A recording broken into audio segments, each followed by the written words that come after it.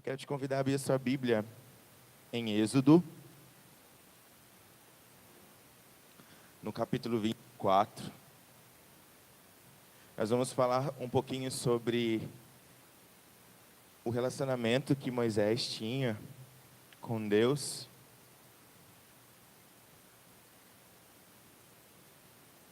E aprender um pouco a respeito do que Deus está procurando nos dias de hoje.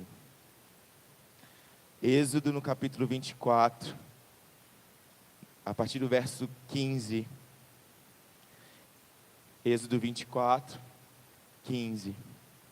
E subindo Moisés ao monte, a nuvem cobriu o monte, e a glória do Senhor repousou sobre o monte Sinai, e a nuvem o cobriu por 6 dias, e o 7º dia chamou a Moisés do meio da nuvem. E o parecer da glória do Senhor era como um fogo consumidor no cume do monte, aos olhos dos filhos de Israel. Agora você vai no capítulo 25, no verso 40. Atenta, pois, que o faças conforme ao seu modelo que te foi mostrado no monte. Capítulo 26, no verso 30. Então levantarás o tabernáculo conforme o modelo que te foi mostrado no monte. Capítulo 27, verso 8. Parte B. Como se te mostrou no monte, assim o farão. Amém, igreja? Estamos aqui falando sobre a passagem da construção do tabernáculo, né? E o tabernáculo foi revelado em detalhes para Moisés no monte, exatamente como Deus queria que fosse feito. O projeto do Senhor foi revelado a Moisés naquele lugar. E era um lugar de intimidade, porque quem subiu foi apenas um.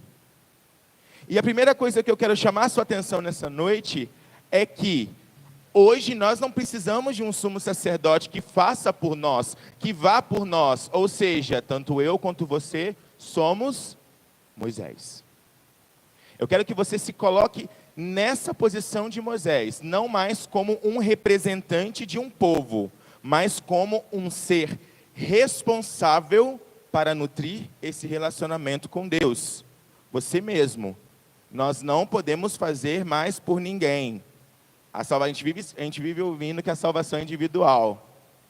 O peso dessa responsabilidade de se relacionar com Deus, não tem como eu fazer, por exemplo, um amigo meu se relacionar com Deus. Eu não posso obrigar ele a fazer isso. O que eu posso é orar, eu posso dar o exemplo, mas obrigar não tem como. Então, nós somos responsáveis pelo nosso relacionamento com o Senhor. Amém, igreja? Ok. E nós lemos 3 versículos que vão reafirmar a mesma coisa. Se você ler esses capítulos, esse livro, você vai começar a perceber que o Senhor revela o que Ele queria que fosse construído e como que Ele queria que fosse construído, exatamente com detalhes, com riqueza de detalhes, desde texturas, locais, tamanhos, aonde vai colocar, aonde vai estar, tudo com muita riqueza de detalhes. Ele falava, faça exatamente da forma que eu te mostrei. Igreja, o Senhor, Ele tem um plano perfeito preparado para mim e para você. E assim como na construção desse tabernáculo, não tem a ver com você, tem a ver com ser através, o que vai acontecer através de você. A gente está vivendo dias onde a igreja, ela se tornou uma igreja muito egoísta, que olha para si próprio, sem empatia, que está tão preocupada com seus próprios problemas. Sabe, a gente nutre uma mentira do inferno que está gerando divisão na igreja, que você tem que dar conta do seu. Sendo que desde o princípio, tudo que o Senhor revela a um, tem a ver com vários. Deus usa um para libertar um povo. Deus usa um para curar um enfermo. Deus usa um para profetizar a vida. Deus usa um para revelar a uma igreja. Tudo que Deus revela para os íntimos, porque a intimidade ela é dada para aqueles que o temem. Existe algo muito precioso nas mãos do Senhor para mim e para você. Isso é um fato. Ninguém nasceu por acaso para marcar tempo na terra. Não, todos nós nascemos com um propósito. E é importante que a gente busque saber qual é esse propósito. Porque o desejo do Senhor é tanto construir como também destruir altares. Deus quer te levar para lugares onde você vai reconstruir altares que foram derrubados por conta do tempo que a gente vive, por conta de uma politicagem, por tantos argumentos que nós temos hoje em dia. Vivemos numa geração de cancelamentos, onde o fato de você falar que você é pró algo, você está sendo cancelado, você tem que ir na ideia da maioria. Mas a gente sabe pela própria palavra que o próprio Jesus foi o que foi na contramão. E a sua palavra também nos revela que nos últimos dias, por amar ao Senhor, nós seríamos perseguidos. Amém? Então, ser perseguido é um sinal muito claro e muito evidente que nós estamos caminhando no lugar certo. Nós seremos questionados, nós seremos atacados, nós seremos, colocarão a nossa palavra em dúvida, em questionamento, nós seremos humilhados.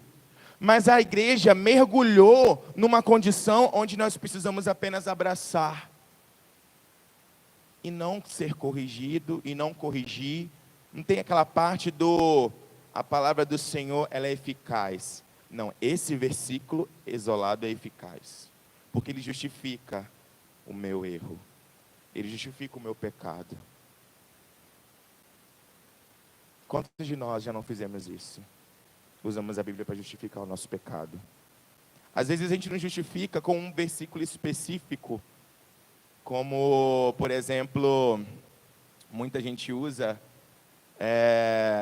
fala sobre as tatuagens, e cortar cabelo, e usar roupas longas. Mas eu estou falando de quando nós lemos na palavra a respeito da graça do Senhor, a gente usa, não tem problema eu pecar não, porque a graça do Senhor, ela cobre o meu pecado. Eu posso cometer o pecado amanhã que Jesus vai me perdoar. Isso não é viver uma vida de propósito. Normalizar o pecado não é viver uma vida de propósito. Normalizar o pecado é aceitar a condição de iníquo. Os iníquos não vão herdar o reino dos céus. Nós podemos ter uma natureza de pecador, e isso é um fato. A graça nos basta, isso é um fato. A gente nunca vai ser merecedor de receber o amor do Senhor, isso é um fato. Mas tudo tem a ver com comportamento e conduta.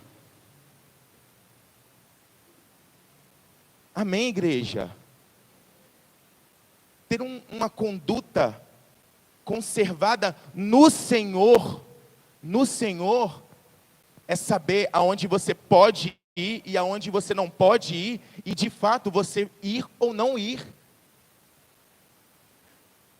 A gente é rico aqui na palavra do Senhor. Eu lembro que o Sr. Elias, durante um tempo, repetia inúmeras vezes, quando ele começava a pregar, ele fazia a gente pegar a Bíblia, levantar e dizer: eu sou o que a Bíblia diz que eu sou. E a gente tem isso marcado na nossa cabeça. O grande problema é que a gente é rico em teoria, mas somos miseráveis na prática. A gente sabe muito, tudo que está escrito aqui. A gente conhece Jesus, a gente teve uma experiência com o Senhor. A gente viveu algo muito profundo em Deus. O grande problema é que nada disso foi suficiente para mudar o nosso coração.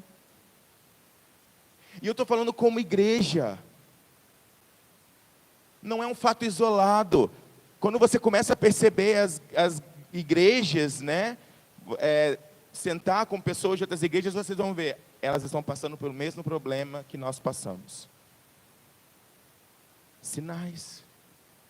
São sinais. Você já se perguntou se você está preparado para o grande dia? E se Jesus voltar? Agora. Você sobe. Essa semana, na célula, eu não me lembro se foi ontem ou foi na semana passada, mas eu questionei os meninos do tipo, acho que foi ontem. Eu questionei eles do seguinte: a gente se prepara para ficar e depois subir, para passar pela grande tribulação. Vai ser uma segunda chance. A gente se acostumou com a segunda chance. A gente não quer mais acertar de primeira, a gente quer pagar para ver. É como os jovens hoje em dia,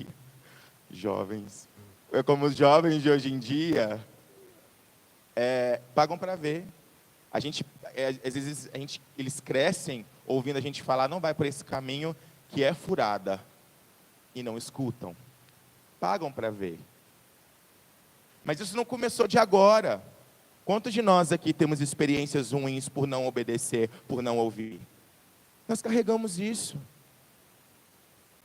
É porque eu e você somos indivíduos responsáveis para ter um relacionamento com o Senhor, sem depositar na vida de terceiros aquilo que é para a gente fazer.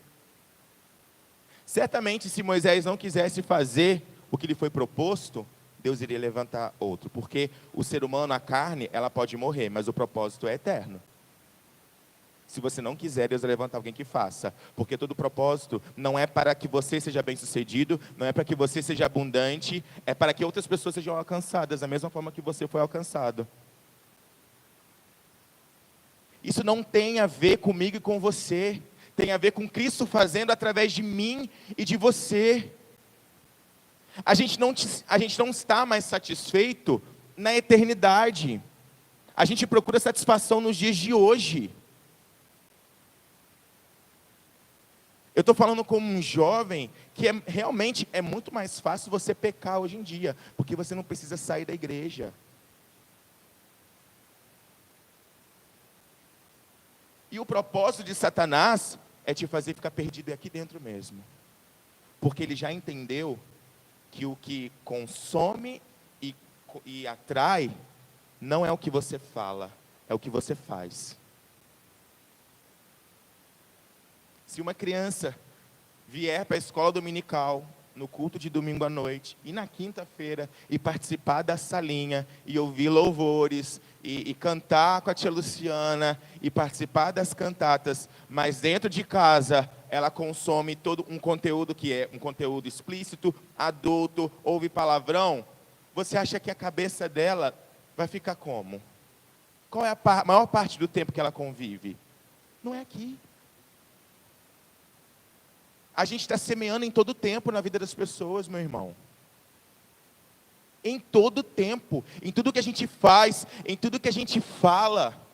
Ou a gente está ferindo o coração de Deus, ou a gente está agradando o coração de Deus. E eu tenho orado muito, inclusive na célula, eu tenho falado com os meninos isso, eu falo, a minha oração hoje, a minha meta hoje, é ouvir de Jesus as mesmas palavras, ouvir de Deus as mesmas palavras que Jesus ouviu quando levantou das águas. Esse é o meu filho amado, a quem eu me agrado. Eu quero ser apresentado ao mundo dessa forma, como um filho que agrada o Senhor. Jesus foi um homem como eu e você. E uma das características mais incríveis de Jesus é que ele se identificou. Por isso ele desceu. Ele se identificou comigo e com você, por isso ele desceu. Ele pisou nesse chão. Ele viveu as leis da terra. Ele foi submetido à sua natureza. E ainda que ele fosse um ser 100% homem e 100% Deus, ele escolheu viver nesse mundo. E quando nós vemos o exemplo de Jesus, nesse mundo, caminhando nesse chão, vivendo os propósitos do Senhor, falando, pregando, trabalhando, certamente estudando, uma vida natural. No final da sua vida, seus 30 anos, ele começa a viver um ministério. Foram 3 anos, diante de uma vida de 30. Por que a gente ainda insiste em, talvez, ficar matutando sobre tempo, sendo que o grande problema não está em quanto tempo você faz isso, mas é o quanto você tem de Deus. O ministério do Senhor foi algo grandioso, e existem ministros hoje em dia que têm anos, pastores, líderes de louvor que têm anos e não rompem. Não é sobre o tempo, não é sobre o tempo, é sobre o coração, é sobre entrega, é sobre intensidade. Antes de vir para cá, eu estava ouvindo um podcast, e eles falavam um pouco sobre Isaías, né? Houve uma frase. Qual era a frase? Quem enviarei? Quem há de ir por mim? O Senhor estava procurando uma resposta. O Senhor estava procurando uma resposta. Deus está procurando uma resposta. E eu anotei aqui uma lembrança da própria palavra do Senhor, que eles citaram. Uma passagem, eu não coloquei a referência, mas ela diz: os olhos do Senhor estão a procurar. Eles estão a procurar um coração que é totalmente dele. Não é um coração que é 100%, que é 50% dele. É um coração que é 100%, sem reservas dele. Sabe, um coração que é 100% entregue ao Senhor, não vive sobre os seus costumes. Não vive sobre seus desejos. Bem pelo contrário. Ele tem prazer em matar a sua carne, para que o Espírito prevaleça. Ai, Tiago, mas não é fácil. De fato, não é fácil. E a Bíblia já nos diz que o nosso amigo Espírito Santo estaria conosco. Nós temos o perdão. Nós temos uma série de benefícios que revelam a graça do Senhor, para a gente, continuar andando, continuar caminhando. Eu quero que você comece a a se atentar ao que você está fazendo para a próxima geração. Porque a peregrinação, a caminhada, a liderança de Moisés não acabou nele, né? Houve quem fosse após. Quem vai vir após você?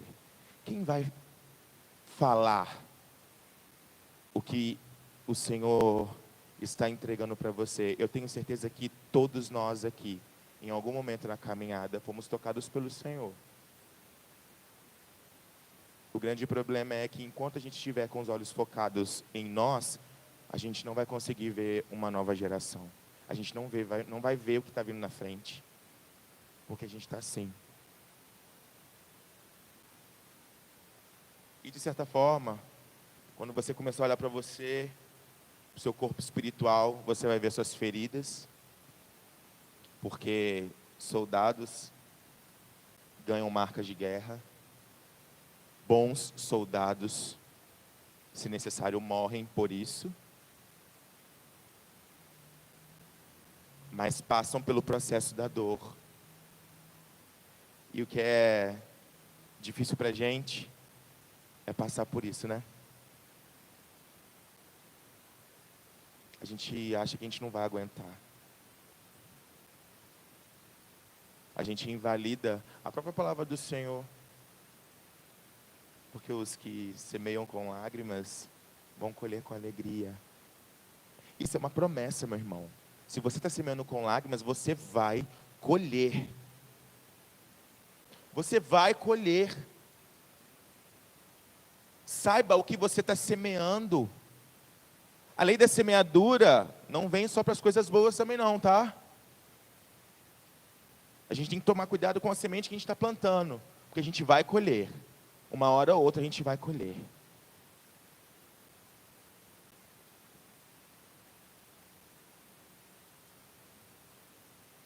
Eu sou um cara que venho buscado conhecer o Senhor todos os dias, mais intimamente na minha casa.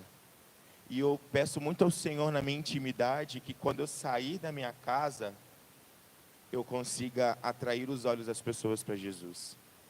Eu estava ouvindo uma ministração onde a preletora ela fazia menção sobre o milagre de Lázaro, né, que foi ressuscitado, e a palavra de Deus diz que as pessoas vinham para ver Lázaro e conhecer quem era esse Jesus.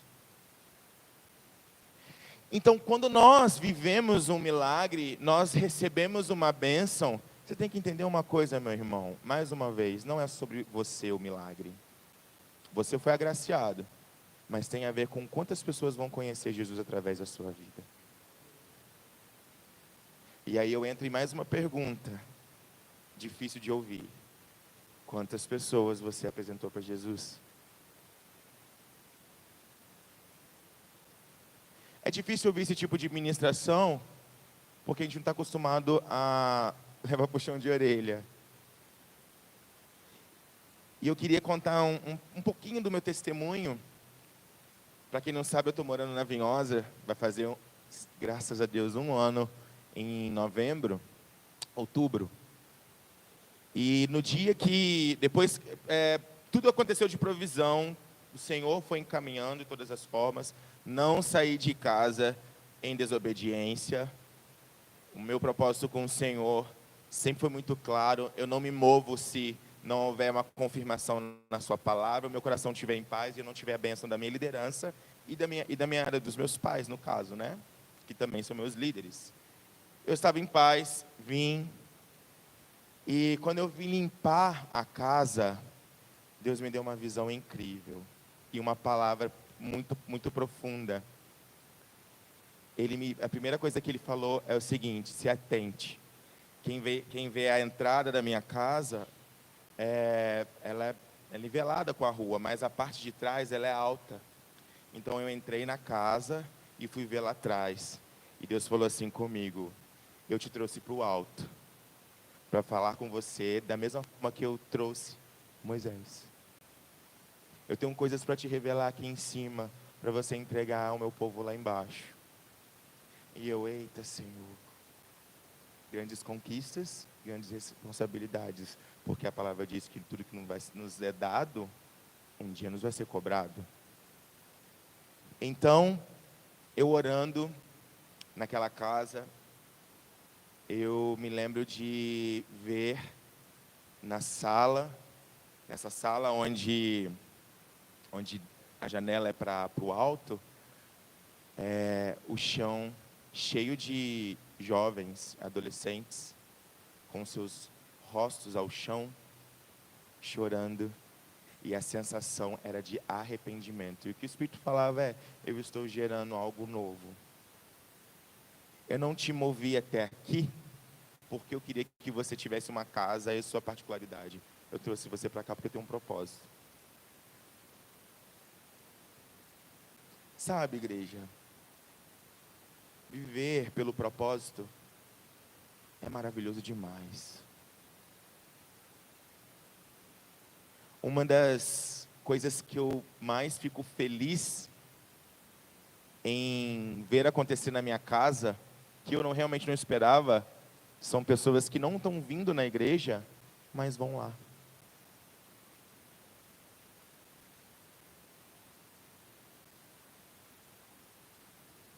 Só que o grande problema é que elas não vêm na igreja por culpa da igreja.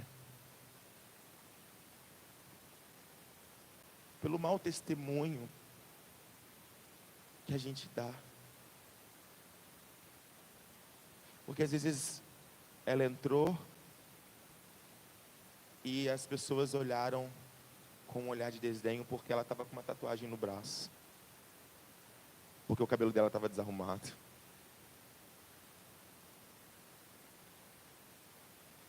Uma vez eu fui questionado por que as paredes da igreja hoje estão todo mundo pintando de preto e luzes e não sei o que lá. Eu falei, meu irmão, na época de Jesus a igreja não tinha nem parede.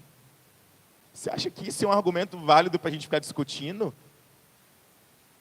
Eu estou preocupado com as pessoas que vão vir, ou aquelas que não estão vindo, por culpa das que estão. Eu amo a minha igreja. E um conselho, igreja, que eu dou para vocês, que eu vivo. Pega essa. Não deixa ninguém falar mal da sua igreja. Porque eles estão falando mal da sua família.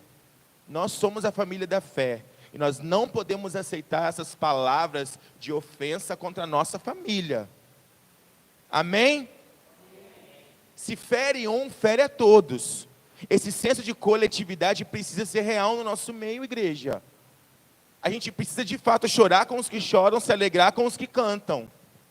Porque na hora da colheita é muito fácil estar do lado. O problema é na hora da semeadura, onde o buraco é mais embaixo, onde dói.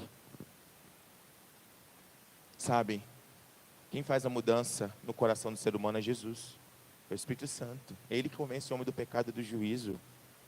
Nós temos que sair desse lugar de juiz e abraçar. Ah, Tiago, mas é nesse papinho que a igreja começou a se perder. Me responde uma coisa, não responde para si mesmo. Quando você ouve uma exortação de alguém que você não conhece, não tem intimidade, como é que você colhe isso? Como é que você recebe isso? Eu acredito que não muito bem. Eu, por exemplo, não me conhece, não sabe o que eu passo, não está comigo. Não vou dar muita trela, não. Mas quando a pessoa está do meu lado, caminhando comigo, chorando comigo, orando por mim, se fazendo presente, alguma coisa eu vou ouvir. Porque eu já percebi que se importa. Você está entendendo a dinâmica de Jesus? Ele chega primeiro. E depois ele muda. Ele não espera a mudança acontecer para ele chegar. É Ele quem muda as coisas de lugar. É Ele quem faz. A gente tem que ter essa dinâmica clara na nossa cabeça. A gente quer fazer o que é para o Espírito Santo fazer. A gente quer convencer que o cara está errado. A gente está preocupado com o comprimento da roupa da mulher, com a roupa do homem que está marcada. O cara olha para Jesus e ora por aquela vida. Isso é claro, sabe por que isso deixa claro para a gente, igreja? Que nós não estamos preparados para receber pecadores na igreja. Isso está claro que a gente está acostumado a receber os santos, os que andam corretamente. Mas os pecadores não. A gente não pode ser assim. E deixando bem claro que antes de o Senhor me convencer de trazer essa palavra, Ele me feriu com uma ferida de amor muito grande. Porque antes de falar sobre relacionamento com o Senhor e o que Ele está falando lá de cima para mim, Ele trouxe pessoas para dentro da minha casa, feridas, que eram igreja. Não é gente distante, não. A gente está fazendo casa de paz na igreja, né? Algumas pessoas estão visitando outras pessoas. E pode ser que você já tenha ouvido, você que está fazendo casa de paz, pode ser que você tenha ouvido, ou vá ouvir, alguém dizer, não tem jeito não. Ó, fulano, ciclano, não tem como. Você como igreja, repreende. Repreende. Porque para o nosso Deus não haverá impossíveis. Deus muda a condição de qualquer ser humano. Porque se nem mesmo a morte, que é o ponto final da vida, foi capaz de deter o Senhor, o que é um coração duro? Porque Ele faz brotar a água da rocha mais sólida. Não foi assim que aconteceu? E por fim,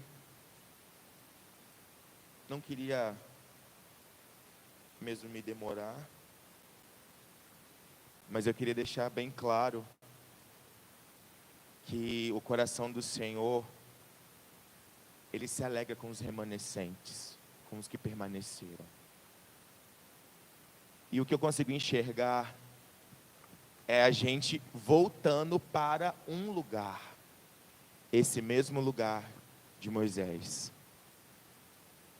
Um lugar onde o Senhor fala comigo e com você, para projetos que Ele já sonhou para o seu povo. O que Ele está fazendo hoje é te trazendo para um lugar de comunhão, não somente para curar as suas feridas, porque as suas feridas, Ele vai fazer liberar um unguento para a cura de outras pessoas. O que você está passando é específico para você abençoar outras pessoas. Porque as nações dirão: aonde está o seu Deus? Meu Deus, Ele está nos céus e faz tudo da forma que lhe agrada. A palavra de Deus ainda diz que do Senhor é a terra, o mundo e os que nele habitam. Todos os principados e potestades já foram despojados pelo Senhor. Eles já foram destruídos. Nós temos um título de mais do que vencedores em todas as coisas. Não ande de cabeça baixa. Ande olhando para o alto, firmes em Jesus. Não desista da sua família. Não desista dos seus amigos. Não olhe para trás. Não olhe para trás, porque lá não é o seu lugar. Ai, Tiago, mas eu vivi tantas coisas interessantes lá atrás. Mas o Senhor te chama para viver algo novo. E não existe coisas novas no passado. As coisas novas têm a ver com o futuro. O Senhor quer fazer algo novo na sua vida, meu irmão. O Senhor quer fazer algo novo na sua casa, meu irmão. No seu trabalho, nos seus estudos, em todos os seus compromissos. Mas entenda, não é sobre você. Não é sobre você. Vai te tirando desse lugar centralizado e deixa aquele que é o orquestrador perfeito tomar o lugar dele. Deixa ele te conduzir aos lugares onde ele quer. Ontem ainda conversávamos mais um pouquinho no final da célula, e eu falava sobre essa dinâmica de Jesus no centro. A gente tem o costume de falar que Jesus tem que ser o topo, mas a dinâmica de Jesus no centro, ele te faz mais próximo das coisas que realmente são importantes. Às vezes no momento o que é mais importante para você é a sua família. Então você vai se dedicar à sua família, mesmo que isso signifique você se afastar dos seus compromissos na igreja. Mas talvez o momento seja de você investir no seu ministério. Então você vai começar a conversar em casa e vai começar a se adaptar a essa realidade. Eu não sei qual que é, e você só vai saber se você tiver um relacionamento profundo com o Senhor. Só entenda uma coisa: o propósito do Senhor é gerar filhos, filhos obedientes, filhos que são amáveis e amados. Amém, igreja? Eu quero te convidar a ficar de pé.